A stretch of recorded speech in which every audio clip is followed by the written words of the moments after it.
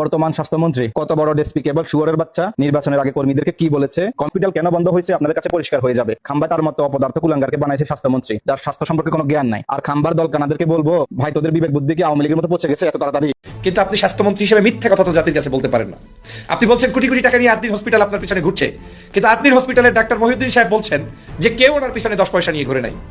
আপনি বলছেন আবার বন্ধ করে দিয়েছি ওদেরটা বন্ধ করে, ওরা জামাতি।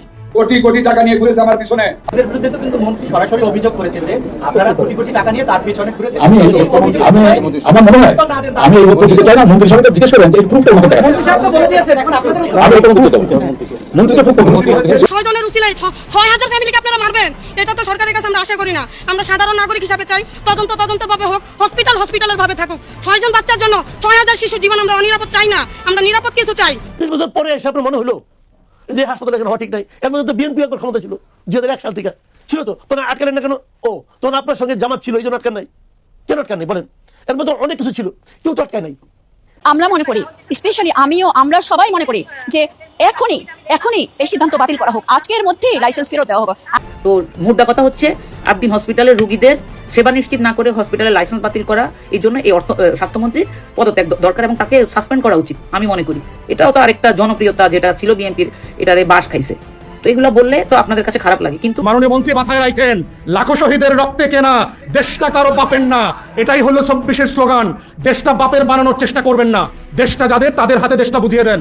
ইসলামী ব্যাংকের গ্রাহকদের 7টি দাবি মেনে নিলেন বাংলাদেশ ব্যাংকের গভর্নর। গাদা নাকি পানি খা, তবে একটু ঘোলাটে করে খাওয়া নাকি পছন্দ করে।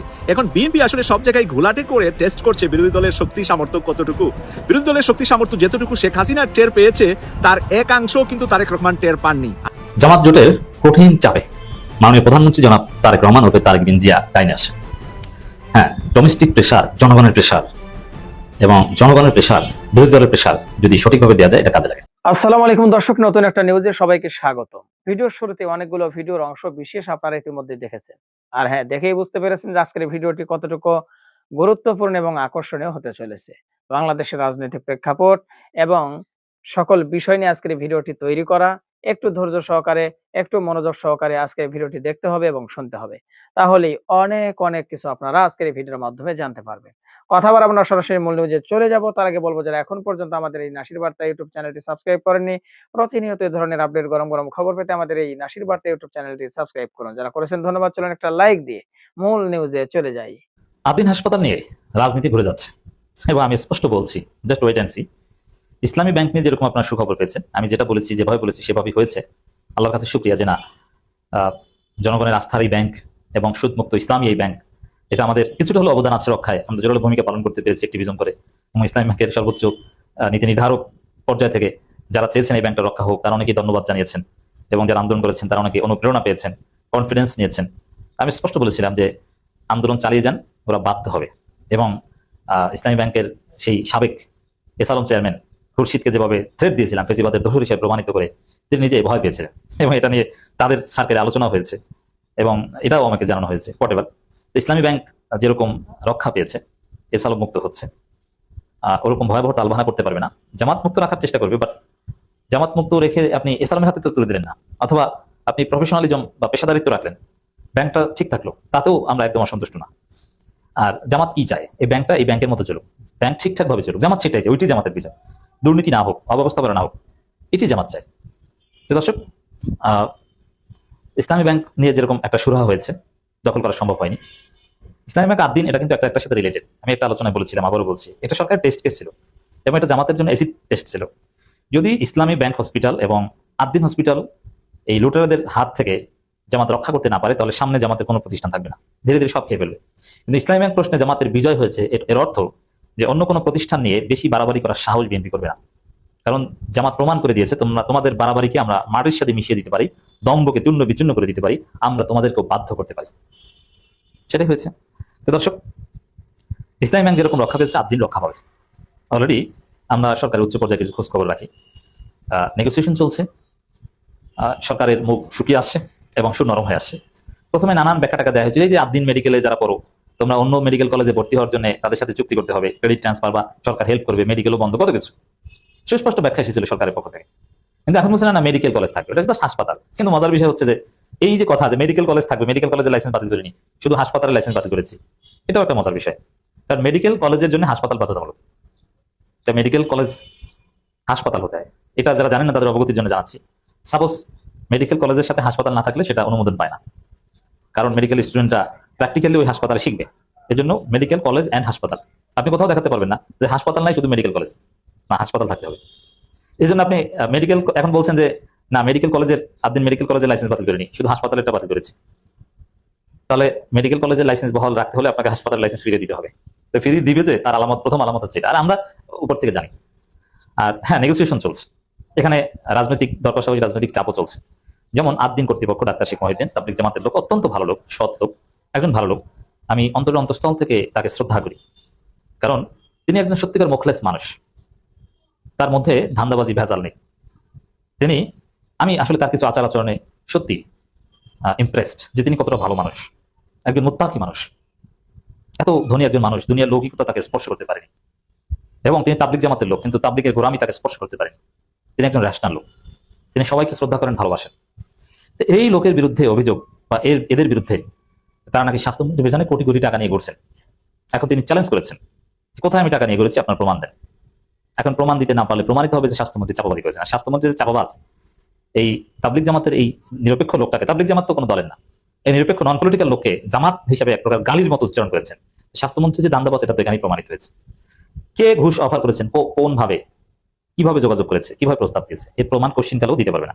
এটা যেহেতু চ্যালেঞ্জ আকারে দিয়েছেন ডাক্তার শেখ মহিউদ্দিন, যে কোথায় কোনো ঘুষ অফার করেনি, এটা ভুল কথা, আপনাকে প্রমাণ দিতে হবে যে কোথায় কিভাবে ঘুষ অফার করেছে। তো এই জায়গায় সরকার একটা ধাক্কা খেয়েছে, ধরা একটা খেয়েছে, আবার জামাত ট্যাগ দিয়ে ধরা খেয়েছে।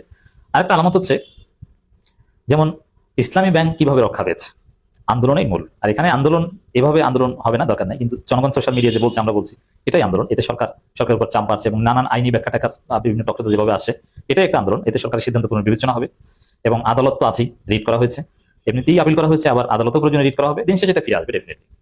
গরিবের হাসপাতাল গরিবের থাকবে, তবে আরো ভালো হবে। এখানে ত্রুটি বিচ্যুতি ছিল, আদিনের সেবার মান নিয়ে যথেষ্ট অভিযোগ আমাদের কাছে এসেছে, এবং নার্সদের ব্যবহারটা ভালো না, এটা সব জায়গায় এরকম খারাপ আছে, তারপরও এটা কেন খারাপ থাকবে? সেই জায়গায় সবকিছু একটা সুন্দর ব্যবস্থাপনা আসবে, ত্রুটি বিচ্যুতি দূর হয়, বাংলাদেশের সেরা প্রাইভেট হাসপাতাল হবে। যেহেতু একবার তারা শাস্তির মুখে পড়েছে, এই জন্য তারা কোনো ভুল করবে না, তাদের কর্মকর্তা কর্মচারীরাও ভুলেও কারোর সাথে খারাপ ব্যবহার করবে না, মানবিক দুর্বলতাও এখানে ওভারকাম হবে বলে আমরা মনে করি। তো সেই জায়গায় ভালো কিছুই হবে। এবং এখানে ওই যে মেডিকেল কলেজ রক্ষা করতে হলে হাসপাতালে লাইসেন্স দিতেই হবে, শর্ত সবাইকে দিবে, যে এটা ঠিক করেন তারপর দিয়ে দিবে, এভাবেই চলছে। হসপিটালের পক্ষে দাঁড়িয়েছে, ডাক্তার মহিউদ্দিন সাহেবের পক্ষে দাঁড়িয়েছে। আপনারা জানেন গতকালকে আমরা একটা বক্তব্য শুনলাম যে আদিন হসপিটাল নিয়ে বর্তমান যিনি স্বাস্থ্যমন্ত্রীর দায়িত্ব পালন করছেন, তিনি বক্তব্য দিতে গিয়ে বলছেন এই আদিন হসপিটাল এবং এই হসপিটালের লোক জামাতি, ওরা জামাতি। আমি নিজে এই বক্তব্য কয়েকবার প্লে করে শুনেছি, এবং আমার কাছে মনে হয়েছে চরম প্রতিহিংসামূলক একটি আচরণ তিনি আদিনের সাথে করছেন। আপনি যদি ন্যায় নিষ্ঠার কথাই বলেন যে একটা প্রতিষ্ঠান ভুল করলে তাকে আপনি শাস্তি দিবেন, তার জন্য নোটিশ দিবেন, তার প্রতিষ্ঠান বন্ধ করবেন, সব ঠিক আছে, তাহলে উনি জামাতি, ওরা জামাত করে, এই শব্দটা আপনার মুখে আসবে কেন? যখনই প্রতিহিংসামূলক বক্তব্যে আপনি এ ধরনের শব্দ চয়ন করবেন, ওরা জামাতি, ওরা বিএনপি, ওরা অমুক দল, তার মানে মনে হবে আপনার ভিতরে একটা ষড়যন্ত্র এবং একটা চরম প্রতিহিংসা, যেটা আপনি সহ্য করতে পারছেন না, তাই আপনার ক্ষমতার দাম্ভিকতা, অহংকার আপনি দেখাচ্ছেন। আপনি একটা আদিন হসপিটালের যে ভুল হয়েছে, সে ভুলের জন্য আপনি তাদেরকে সময় দিতে পারেন, নোটিশ দিতে পারেন, কারণ দর্শাইতে পারেন, বন্ধ করলেও সেটা বন্ধ করে আবার তাদেরকে ডেকে এনে সেটার সমাধান চাইতে পারেন, কিন্তু আপনি স্বাস্থ্যমন্ত্রী হিসেবে মিথ্যা কথা তো জাতির কাছে বলতে পারেন না। আপনি বলছেন কোটি কোটি টাকা নিয়ে আদিন হসপিটাল আপনার পিছনে ঘুরছে, কিন্তু আদিন হসপিটালের ডাক্তার মহিউদ্দিন সাহেব বলছেন যে কেউ ওনার পিছনে 10 পয়সা নিয়ে ঘুরে নাই। আপনি বলছেন আবার বন্ধ করে দিয়েছি ওদেরটা বন্ধ করে, ওরা জামাতি। আপনি বলছেন বন্ধ করে দিয়েছি, ওরা এরকম মানুষ মেরে ফেলেছে, বন্ধ করে দিয়েছি। আপনি বাংলাদেশের কতগুলো হসপিটাল বন্ধ করেছেন, প্রতিদিন এখনো কোনো না কোনো হসপিটালে সিজার করতে গেলে মারা যায়, বিভিন্ন ধরনের সমস্যাগ্রস্ত হয়ে মারা যায়, মানুষের সমস্যার শেষ নেই। এমনকি রাষ্ট্র ব্যর্থ হচ্ছে আমাদের নিরাপত্তা দিতে, সামাজিক জায়গায় আমাদের কার্যক্রম চালাতে। রোড অ্যাক্সিডেন্ট প্রতিদিন ঘটছে, অথচ রাস্তাঘাটের সুষ্ঠু ম্যানেজমেন্ট নাই। প্রতিদিন ফেরি থেকে বাস পড়ছে, মানুষ মারা যাচ্ছে, সুষ্ঠু ম্যানেজমেন্ট নাই। এখন আপনি এই জাতীয় কাজের জন্য রাস্তায় ব্যার কেটে দিবেন, ওই রাস্তায় কেউ চলতে পারবে না, ফেরি বন্ধ করে দিবেন, ওই ফেরিতে কোনো বাস উঠবে না, মেডিকেল আপনি বন্ধ করে দিবেন, ওই মেডিকেলে কেউ যাইতে পারবে না। আরে বাপুরে, একটা মেডিকেল নিজেরা তৈরি করতে পারো না? ডাক্তার মহিউদ্দিন সাহেবকে আমি ব্যক্তিগতভাবে চিনি, দাড়িওয়ালা ধবধবে একজন ভদ্র সজ্জন ব্যক্তি, যে ব্যক্তি তাদের বংশীয়ভাবে সামাজিকভাবে তারা বিভিন্ন কাজের সাথে সম্পৃক্ত, তারা সমাজ উন্নয়নমূলক কাজের সাথে সম্পৃক্ত। আপনি জামাতি ট্যাগ লাগাই দিলেন। আমি নিজেও জানি না উনি আদৌ কোনো দল করে কিনা, যতটুকু জানি ওনার ভাই সম্ভবত অন্তর্বর্তীকালীন সরকারের একজন বাণিজ্য উপদেষ্টা ছিলেন, এতটুকুই আমি জানি। এবং তাও মনে হয় জামাত কামাত দূরের কথা, অন্য টাইপের কোনো ফ্যামিলি ব্যাকগ্রাউন্ড, অন্য টাইপের দল করে। কিন্তু যে দলই করুক, উনি আওয়ামী লীগই করে, উনি বিএনপি করুক, উনি জামাত করুক, আমার এগুলো নিয়ে আপত্তি নেই। উনি মানুষটা ভদ্র কিনা, লোকটা সমাজের উন্নয়নের জন্য কাজ করছে কিনা, সমাজের ভালো মানসিকতা পোষণ করছে কিনা, তিনি আমার জন্য এই দেশের জন্য অ্যাসেট কিনা, আপনি সেইটা বিবেচনা করবেন। আপনি কি করে আপনার বক্তব্যে বলে দিলেন স্বাস্থ্যমন্ত্রী মহোদয় যে জামাতি, ওরা ওগুলো সব আমি জানি, আমি প্রধানমন্ত্রীকে জিজ্ঞেস করেছি, তিনি বলেছেন আপনার যেভাবে খুশি অ্যাকশন নেন, আমি আপনার পাশে আছি, আমি বন্ধ করে দিয়েছি। এই দাম্ভিকতা দেখিয়ে লাভ নেই। সংসদেও আপনার সেই প্রতিহিংসামূলক আচরণ আমরা দেখেছি। আজকে যে স্বাস্থ্যমন্ত্রী পদটা পেলেন, এই পদটাই পেয়েছেন ওই যাদেরকে ওরা জামাতি বলছেন ওদের কারণে। কিচ্ছু করতে পারেন নাই, না আন্দোলন না সংগ্রাম, আরাম করে করে কোথায় ছিলেন? আমি তো আপনাকে আপনার জায়গা থেকে আমি চ্যালেঞ্জ ছুড়ে দিয়ে বলতে পারি, হাজার হাজার নেতাকর্মী বিএনপির আপনার চাইতে অনেক বেশি অবদান দেশে এবং বিদেশে বসে রেখেছিল, রাজপথে ছিল, আন্দোলন করেছে, টকশো করেছে, বক্তব্য দিয়েছে, সভা করেছে, সেমিনার করেছে। মানুষগুলোর পাত্তা নেই। হঠাৎ করে কে কোত্থেকে কিভাবে এসে অমুকরে জামাতি, অমুকরে টামাতি, অমুকরে অমুক দল, এই সব করে করে প্রতিহিংসা ছড়িয়ে দেশটাকে ভিন্ন খাতে নিয়ে যাচ্ছেন। একই উপায় এখন ইসলামী ব্যাংকের উপরেও। গতকালকে দেখলাম বাংলাদেশ ব্যাংকের গভর্নর বলছে যে ব্যাংকের এটাকে একেবারে মানে ওই দল থাকতেই পারবে না, সব মুক্ত করে ফেলবে। এই যে আচরণ, এটা কাম্য নয়। ফেসিবাদের পতনের পরে বাংলাদেশের বর্তমান প্রেক্ষাপটের মানুষের চাহিদা হচ্ছে মানুষ যে আদর্শের হোক, যে ধর্মের হোক, যে দলের হোক, যে চিন্তার হোক, সৎ চিন্তা লালন করে দেশটাকে একটা সুষ্ঠু জায়গায় নিয়ে যাবো। সারাদিন আমরা এগুলো নিয়ে থাকবো। আজকে জামাতি বলে একটা হসপিটাল বন্ধ হয়ে যাবে, ব্যাংক বন্ধ হয়ে যাবে, কালকে আবার বিএনপি বলে বিএনপির গুলো বন্ধ করে দিব। কেন এইসব ধান্দাবাজি সিস্টেম চালু করছেন কোত্থেকে? এদেশে যে কোনো দল হোক, যে কোনো মত হোক, তিনি তার মতো ব্যবসা বাণিজ্য করবেন।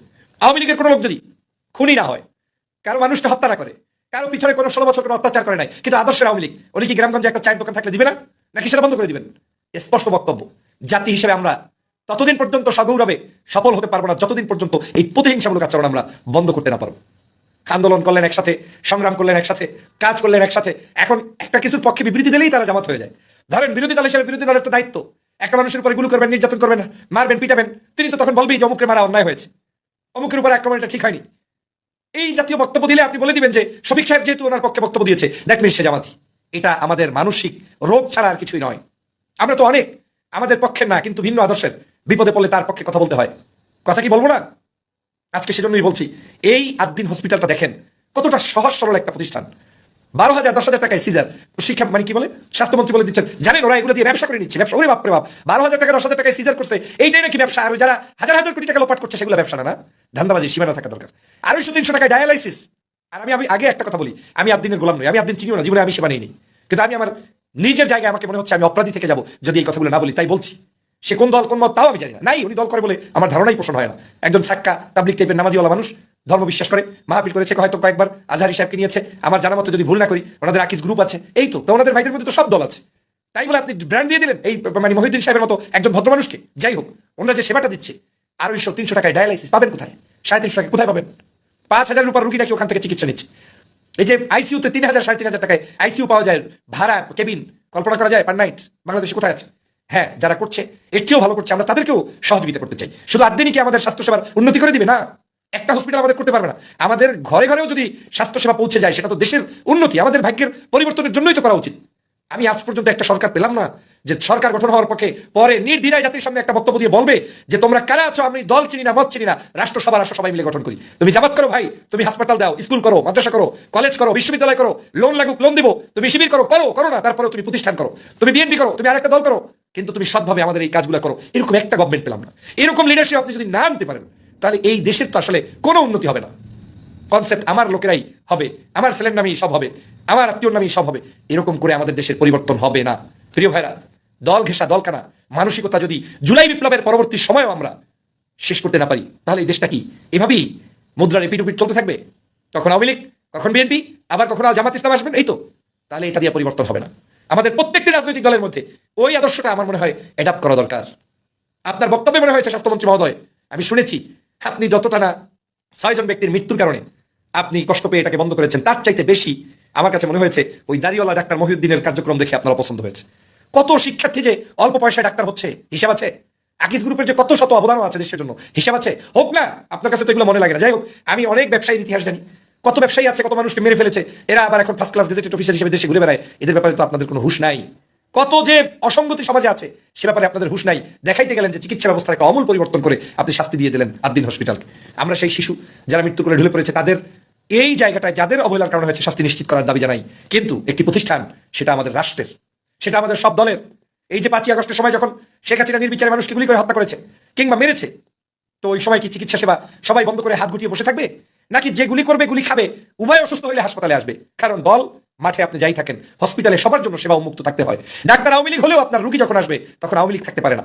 চরিত্রে এটা থাকলে তাকে ডাক্তার বলে না, সে পশু, সে আসবে চিকিৎসা দিবে। জামাত হইলে তার কাছে আওয়ামী লীগ রুগী আসলে চিকিৎসা কি দিবে না? এই মানসিকতা কেন? এই দৈন্য দশা থেকে বাংলাদেশটাকে বের করতে হবে। প্রিয় ভাইরা আমার এই কথাগুলো, আমার ওই সৎ কথার ভাত নাই কথা আছে না, দল চাটা যদি কথা বলতে পারতাম একেবারে চেটে চেটে 5 তারিখের পরে, যারা এখন অনেকে একেবারে জীবনে কোনোদিন তারেক রহমান সাহেব তো দূরের কথা, বিএনপির জন্য একটা টক শো তো দূরের কথা, একটা বক্তব্য যারা দেয় নাই, ওদের প্রোফাইলে ঢুকলে 5 বছরের রাজনীতি ঘাটলে দেখবেন কোনো রাজনীতির ইতিহাসই নেই, উল্টো ফেসিবাদের পক্ষে বয়ান তৈরির ইতিহাস আছে। তারা এখন নাচাইতেছে আর আপনি নাচতেছেন, অথচ দেশপ্রেমিক মানুষগুলো ক্রাইসিসে লাগবে। হ্যাঁ, আদর্শিক জায়গায় আমাদের ডিবেট হবে। আমি একটা দল করতাম বিএনপি, আমি সেখান থেকে বের হয়ে এসেছি, আমি 24 ঘন্টা আপনার প্রশংসা করবো না, এটাই স্বাভাবিক। আমি আবার যে দলটা করবো সেই পক্ষে থাকবো, এটাই স্বাভাবিক। কিন্তু আদর্শিক একটা চরিত্র এতটুকু অন্তত আমাদের প্রত্যেকটি রাজনৈতিক নেতাকর্মীর অর্জন করা দরকার। সেটা হচ্ছে আমরা ব্যবসা, স্বাধীনতা, ব্যক্তি জীবন, সামাজিক জীবন, কারো ক্ষেত্রে আমরা কোনো অবস্থায় অতিরঞ্জিত দল কানা হব না, তাহলে এই দেশটা ভালো থাকবে না। প্রিয় ভাইরা আসুন, আমরা শুধু আদ্দিন হসপিটাল নয়, শুধু ইসলামী ব্যাংক নয়, যে কোনো প্রতিষ্ঠানকেই দলমতের ঊর্ধ্বে উঠে সেটার পক্ষে দাঁড়াই, প্রতিহিংসা পরিহার করে আমরা সেই কাজটা করি। এই যে আমি ব্যক্তিগত জীবন সম্পর্কে একটু বলছি, আমার কাছে কোনো আকৃষ নাই। বিএনপির কোনো নেতাকর্মী আমার দেখা হলে কোলাকুলি আমি সবার আগে করি, অনেকে একটু শরম পায়, আমি করি আগে। কেন? তোমার সাথে আমার কি হয়েছে? আমি দল পাল্টিয়েছি, তাতে সমস্যা কি? তাই বলে কি আমার ভাইকে কোলাকুলি করবো না? তার প্রতিষ্ঠানে গিয়ে আরো রুটি পিঠা বেশি খাই। তার কোনো একটা ইনস্টিটিউট থাকলে আমি আরো গিয়ে একবারই বলি ভাই কেমন আছেন। এটাই হওয়া উচিত। এটা শুধু ওখানে না, প্রত্যেকটি রাজনৈতিক দলের ক্ষেত্রে আমাদের এই আচার স্বভাব মানে চালু রাখা উচিত, না হয়তো আমরা পশুতে রূপান্তরিত হব। আমার এলাকায় প্রচুর আওয়ামী লীগের মানুষ, আমি জানি দেদারসে আমাকে ভালোবেসেছে। এই নির্বাচনের সময় কথাই বললাম, কি সাধারণ নাগরিক সে একটা দল আগে করছে, আমাকে দেখলে সালাম দিবে না? আর যদি ওনার সালামটা আমি নেয়ার মতো ক্যাপাসিটি রাখতে নাই পারি, তাহলে আমি রাজনীতি করাই উচিত না। প্রিয় ভাইরা, যাই হোক, আসুন দলমতের ঊর্ধ্বে উঠে প্রতিষ্ঠানগুলোকে ভালোবাসি, প্রতিষ্ঠানগুলোর পক্ষে থাকি, চিকিৎসা সেবা নিয়ে যাই।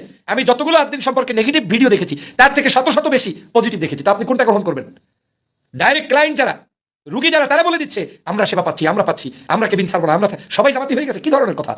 স্কার্ফ নাই, কিছু নাই, সাধারণ নাগরিক এই বোঝাই যায় দেখলে তার কোনো দল ফল নাই, একজন জন্মস্বভাবের মানুষই ঢাকায় থাকে, চিকিৎসা নিচ্ছে, তাই আদ্দিনের ভক্ত, তাকেও আপনি জামাতি বানাই দিবেন। এই কার্যক্রমগুলো বন্ধ হওয়া উচিত। আমি ডাক্তার মহিউদ্দিন সাহেবকে ধৈর্য ধারণের আহ্বান জানাবো। বিপদ আসবে, বিপদ কেটে যাবে। যারা আপনার উপরে জুলুম করবে, আদ্দিন হসপিটালকে বন্ধ করে মানুষের সেবা বন্ধ করবে, একদিন আসবে। এই যে করোনার সময় দেখলেন না, স্বাস্থ্যমন্ত্রী মহোদয় যদি এই ভিডিও যায় একটু শুনেন, এটা আবেগ নিয়েই বলছি।